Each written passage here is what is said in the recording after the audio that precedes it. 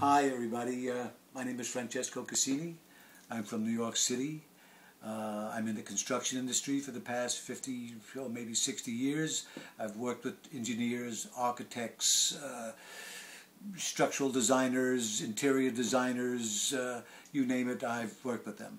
I myself am a holder of a U.S. patent for children's furniture, multifunctional at that.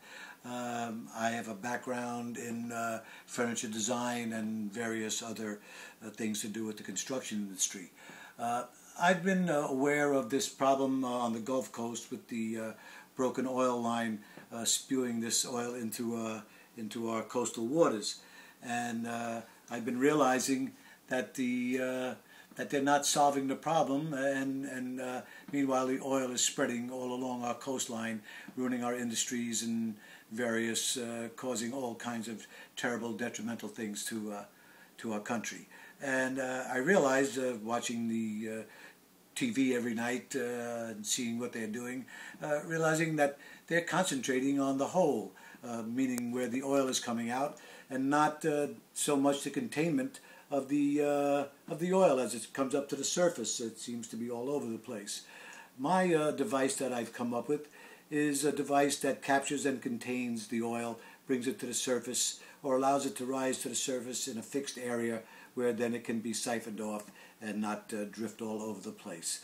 And I'm going to give you a little demonstration because I've made a small model, and what I have here is, well, you would say it's a hood, okay, or an upside down funnel. And this is made of rubberized canvas. These little devices that you see here, they're flotation devices which can be flooded like a submarine to allow to control the descent of the hood down to the ocean bottom. And so as we lay this on the water, these long lines here are cables, and these black discs represent weights. So we will then start to flood the tubes. And since there's a hole, an opening at the top, this also will allow the air that's trapped to be released, and we'll have a control device on that also. So as we lower the device into the ocean, and it goes down, when it reaches a particular height where we then will attach our first connection of tubing. This tubing will be also controlled because its buoyancy will be equal to its weight, so it will stay wherever we put it in the water. And as we keep lowering it, we'll keep adding sections. So it'll do something like this. It will come down, and then when we know that the weights have touched the bottom, we will then stop its descent.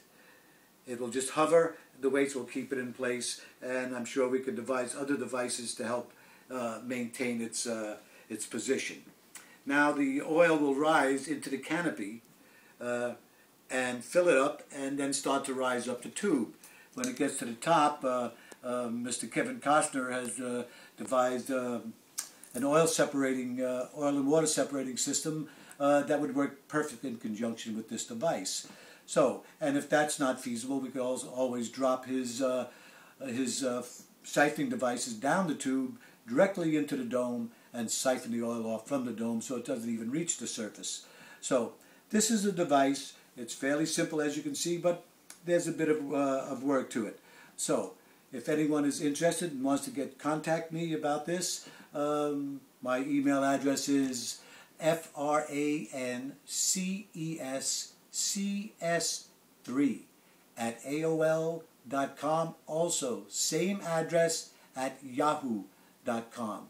Now, I've taken this idea to the architectural engineering firm of Darius Tarabi, and once they got a gist of what I was explaining to them, I left it in their hands. They in turn took my cone and made it into a more substantial type of device that would be a permanent kind of fixture. It would just go down over the tube and collect oil and come up to that way. So it won't come up under pressure, it'll come up under just being pushed up to the surface and where it can be taken off. This device is, as you can realize, is made of steel, so it has a lot of weight, and it should be able to do the job also. But as I said, I came up with this because it seemed like something that could be constructed very quickly and hopefully work very well and contain itself. Well, as I explained to you before, as we lower it into the ocean, we will just keep on connecting sections of piping. And as I said, the pipe is designed to maintain equal buoyancy, so it'll stay wherever we decide to do it. So all these tubes packed on top of each other will not bear any weight onto the dome itself. So that's my idea, and I hope you like it.